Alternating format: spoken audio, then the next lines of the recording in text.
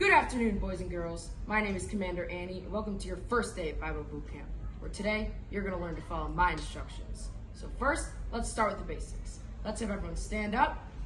When I tell you to do something, I want you to copy exactly what I do. First, I want you to salute. At ease. Very good, boys and girls. Next, I want you to march in place. At ease. Very good, cadets. You're doing much better than my last round of students. Next, I want you to do a backflip and then squawk like a chicken. I did that yesterday. Right. That would be a crazy thing for me to ask you to do. We'll come back to that later. You may have a seat. In the military, my soldiers must listen and follow my commands. In the middle of a battle, there isn't enough time for them to question me. They just have to trust that I'm going to tell them to do the right thing and follow through with it. Which reminds me of an awesome story in the Bible where this really cool guy named Joshua listened to God's commands and didn't even think twice about it. Now Joshua was near the city of Jericho, which was surrounded by really tall walls. God had one mission for Joshua and the Israelites: destroy Jericho, but not the way you would think. Now Joshua was near the city when a man came up to him and said, "I am the commander of the Lord's army. Take off your sandals. You're standing on holy ground." Joshua questioned him and said, "Are you for us? Or are you against us?" The man replied with, "Neither." Wait, neither? Yes, neither. It was neither because this man was part of God's army. Joshua thought that it was the Israelites against the Canaanites, but in reality, this was God's battle to fight. Joshua quickly realized that this man was the Lord, so he took off his sandals and bowed down before him. The Lord explained to Joshua how to defeat the city in just 7 days with no fighting.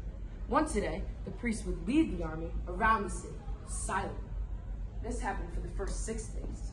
But on the 7th day, the priest led the army around the city again. 7 times. I don't know about you guys. My head would start to hurt, and my legs would start to feel tired.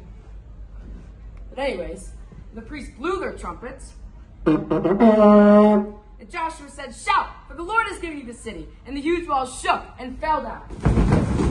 The Israelites had defeated Jericho just like God had said they would. On the count of 3, I want everyone to say hip hip hooray. 1, 2, 3. Hip hip hooray! Just like we saw with Joshua, God told him to do something that was so crazy, but he remained strong in his faith and still went through with it. So leads us perfectly into our memory verse for the day.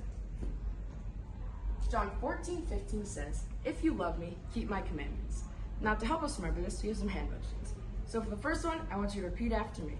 If you love me, If you love me, keep my commandments. keep my commandments. John 14:15. John 14:15. Awesome job. Let's do it one more time, all together. If you love me, keep my commandments. John 14:15. Awesome job. Now, how many times have you guys ever been told by your parents to do something that you really didn't want to do? Maybe your mom told you to clean your room, or maybe your dad told you to take out the trash. You really didn't want to do it, but you know that you have to go through with it because they have authority over you. You see, the same thing can happen with God. God might tell us to do things that we're uncomfortable with, but we know that we have to go through with it because he has authority over us.